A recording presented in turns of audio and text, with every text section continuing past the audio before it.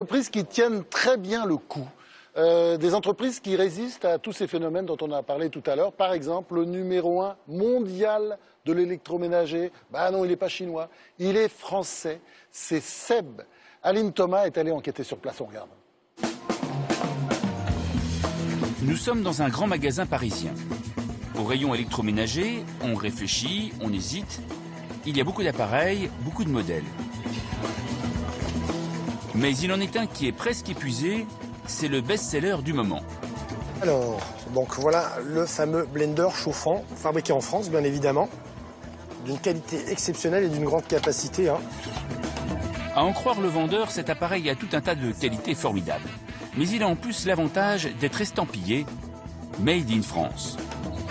Ce petit plus lui a valu l'honneur de faire une couverture de magazine dont on a beaucoup parlé, dans les bras d'Arnaud Montebourg, ministre du redressement productif. Il a eu un petit peu plus de succès grâce à la publicité récente qui lui a été faite, mais je vous rassure, il avait, comment dirais-je, il avait déjà quand même beaucoup de succès bien avant. Mais au fil des rayons, on s'aperçoit que le ministre aurait pu choisir bien d'autres appareils pour sa pose Made in France. La très lisible étiquette bleu-blanc-rouge est arborée fièrement dans les 3/4 du rayon. Et pour cause. Le point commun entre tous ces appareils, c'est d'être fabriqués par le groupe Seb. Seb, c'est un ovni de l'industrie française. Numéro 1 mondial du petit électroménager. Comment une telle entreprise peut-elle proposer du Made in France alors que la plupart des industries d'électroménager ont depuis longtemps délocalisé leur production à l'autre bout du monde? Créée en 1857 par Antoine Lescure, la société d'emboutissage de Bourgogne, qui deviendra Seb, connaît le succès populaire en 1953 avec la création de sa mythique Cocotte Minute.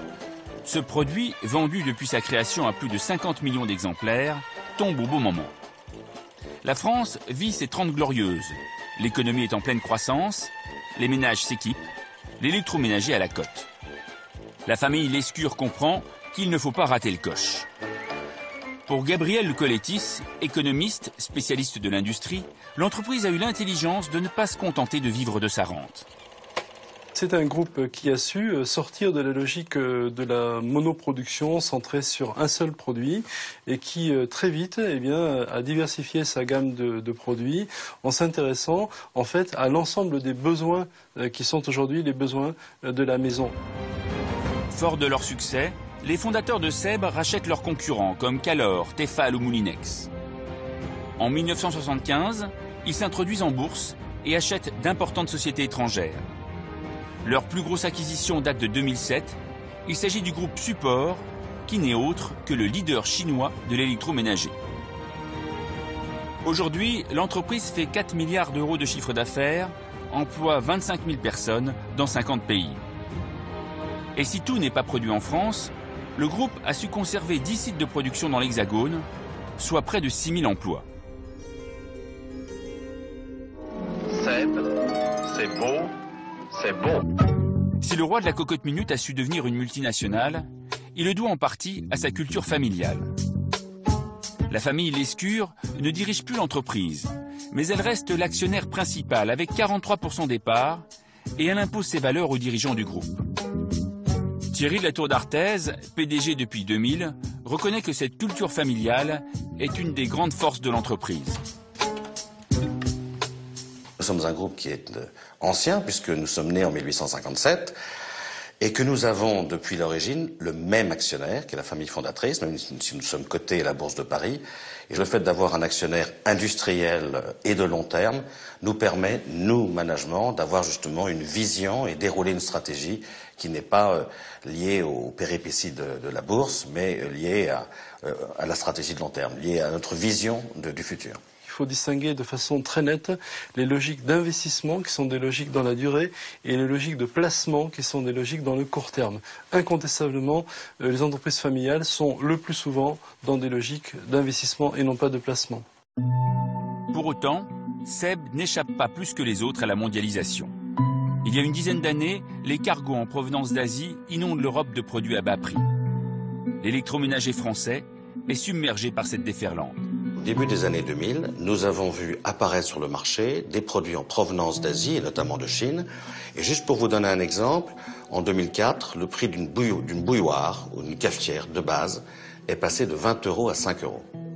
Donc bien évidemment, ça a été un énorme choc pour notre groupe, comme pour tous les autres d'ailleurs. Et cela nous a amené à prendre des décisions très fortes. En janvier 2006, le groupe annonce la fermeture de 3 sites français qui ne sont plus rentables. Fresnay-sur-Sarthe, qui produit des cafetières, le syndicat où l'on fabrique des grille-pains, et Dampierre, l'usine des bouilloires. 439 personnes sont licenciées. Ça faisait un petit moment que ça couvait. Et puis ma foi, on encaisse, quoi. C'est inacceptable que un groupe tel que le groupe France puisse délocaliser. On va encore partir en Tchéquie ou en Chine ou je ne sais où, pour toujours donner plus d'argent aux actionnaires. Une logique purement financière, la critique est difficile à accepter pour des actionnaires qui mettent en avant leurs valeurs familiales. La direction emploie d'ailleurs de curieuses méthodes pour convaincre ses salariés. Nous sommes à Is-sur-Tille. Cette usine de friteuse faisait alors partie des sites les plus menacés. Salarié depuis 1978, Brahim Bedreddine est alors représentant syndical.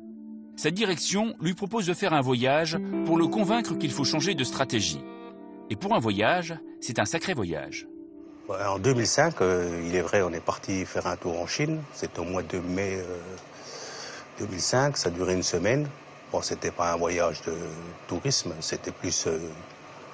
notre patron a voulu nous montrer les usines chinoises et puis nous faire rentrer dans la tête comme quoi c'était impossible de continuer à fabriquer des produits banalisés. On a découvert un pays très jeune, des usines gigantesques, 5-6 000 ouvriers dans certaines,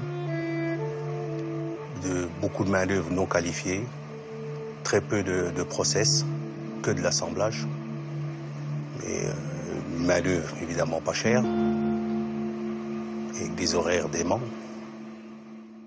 Est-ce qu'ils ont été convaincus? Je crois. Vous savez, je crois que la meilleure façon, c'est de montrer les choses aux gens. La Chine a évolué et qu'il y a certaines choses qu'on ne peut plus fabriquer en Europe.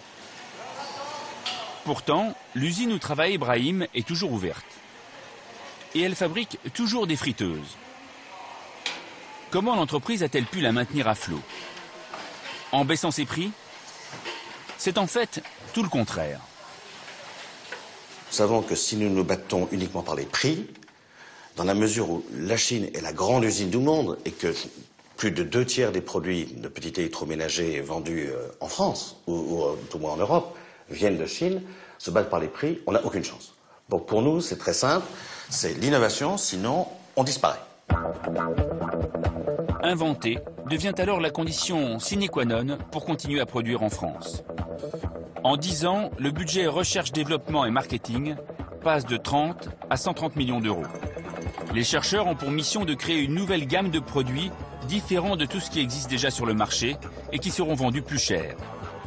Chaque année, 200 nouveaux appareils sont inventés par les différentes marques du groupe et sont mis en rayon. Voici le site de Selonget, près de Dijon. C'est l'un des 15 centres de recherche du groupe. Michel Guinet et ses 20 techniciens passent leur journée à faire des expériences bizarres. Ils fabriquent des crèmes, auscultent des grains de riz, améliorent la dorure des frites, testent des autocuiseurs, avec l'espoir de trouver ce qui n'avait traversé l'imagination d'aucun autre ingénieur avant eux. L'innovation, non, n'a pas de limite. À chaque fois, on peut trouver des solutions sur des choses même qui nous semblent complètement éteintes. On a l'impression que tout a été fait. Non, on va toujours trouver des solutions. Leur dernière obsession, c'est d'inventer un appareil qui permette de réussir à tous les coups une opération fort délicate, la mayonnaise. Mais pour que le produit soit accepté, il lui faut la validation du grand chef. Bertrand Neuschwander, responsable du secteur innovation pour le groupe. Bonjour. Bonjour Bertrand. Ça va? Ça va bien. Bonjour. Alors cet appareil miracle, racontez-moi. Ici on a développé un appareil inspiré des technos de laboratoire qui permet de faire des émulsions de façon extrêmement simple. Donc là ce que Jean-Marie pourrait vous montrer, c'est une démonstration sur une mayonnaise toute bête. On a mis tous les ingrédients, ce qu'on ne fait jamais dans une mayonnaise. Et on y va. On y va.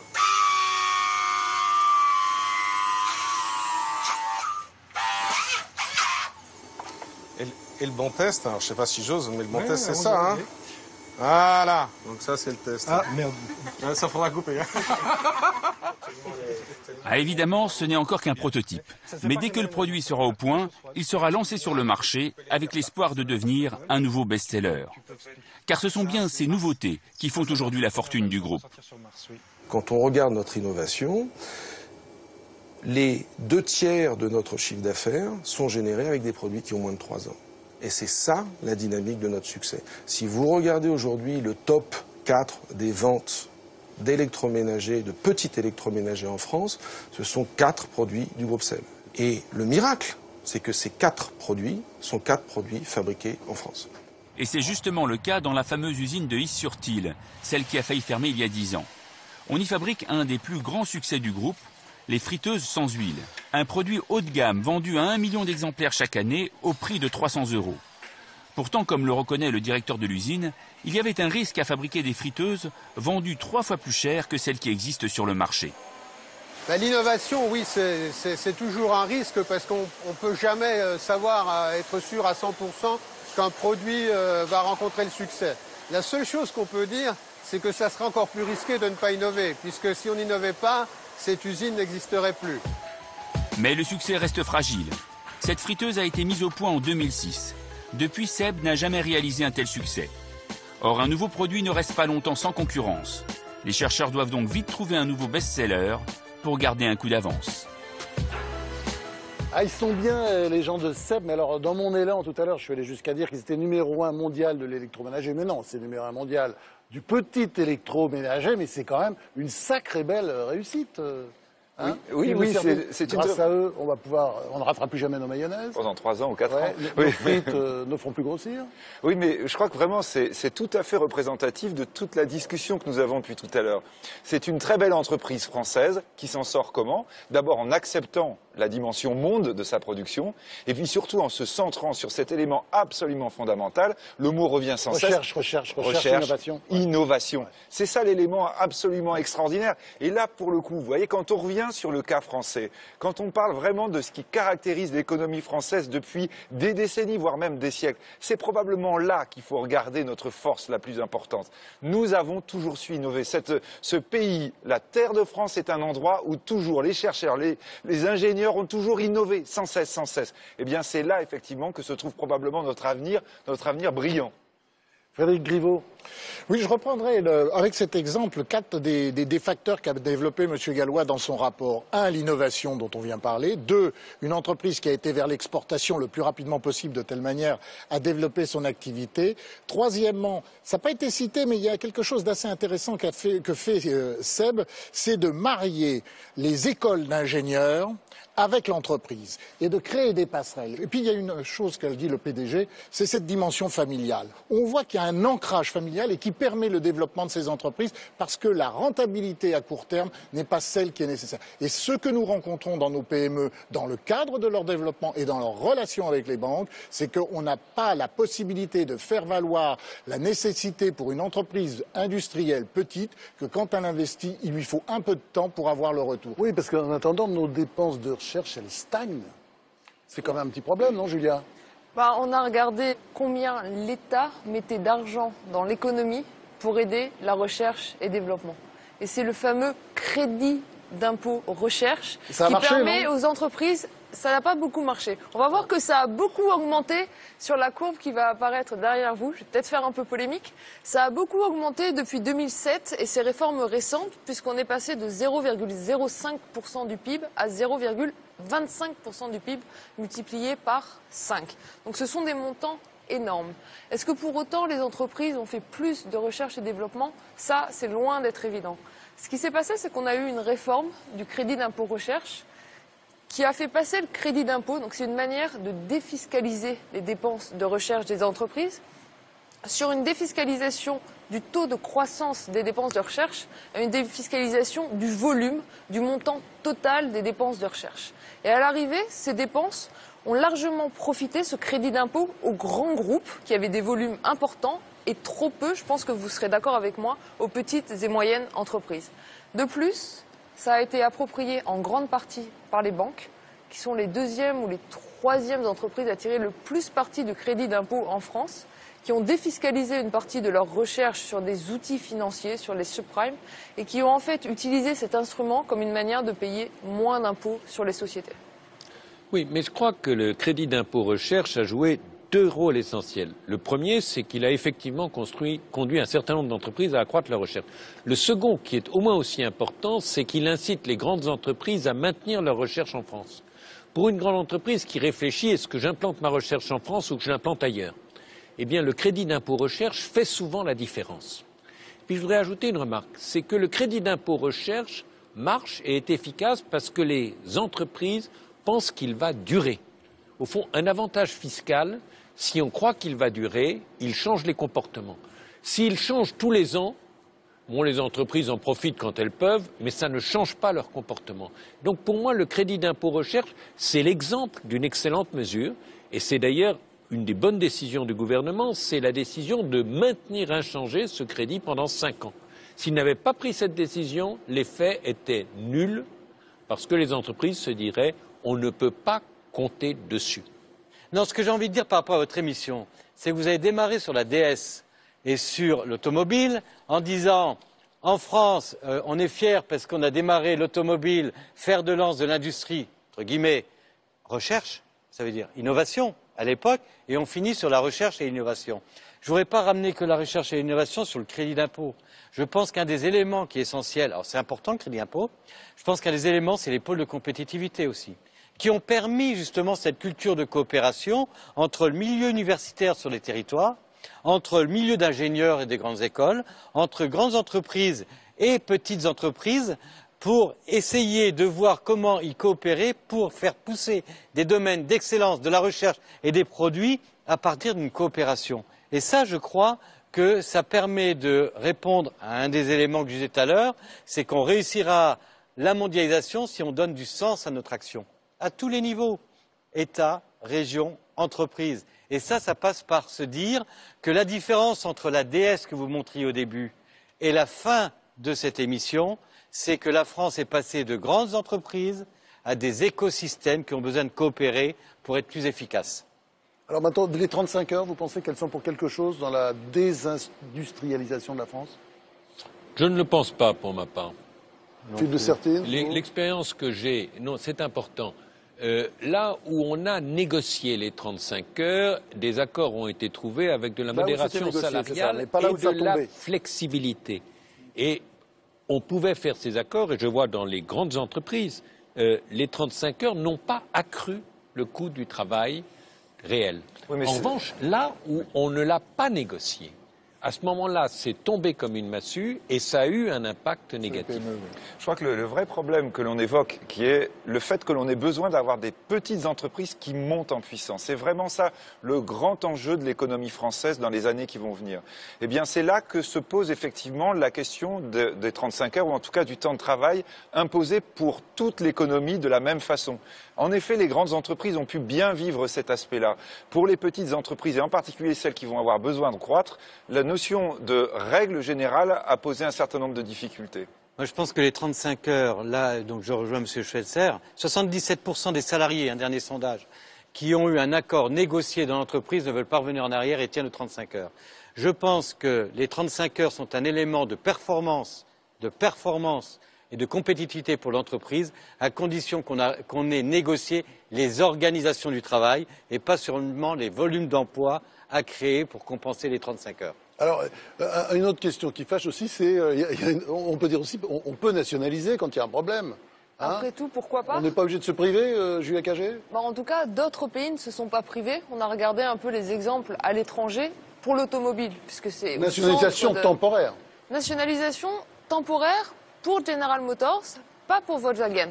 Pour General Motors, en 2009, l'État américain a investi 50 milliards de dollars dans l'entreprise. Et il a possédé jusqu'à 61% du capital d'une entreprise qu'on appelait alors Government Motors. Et ça a marché.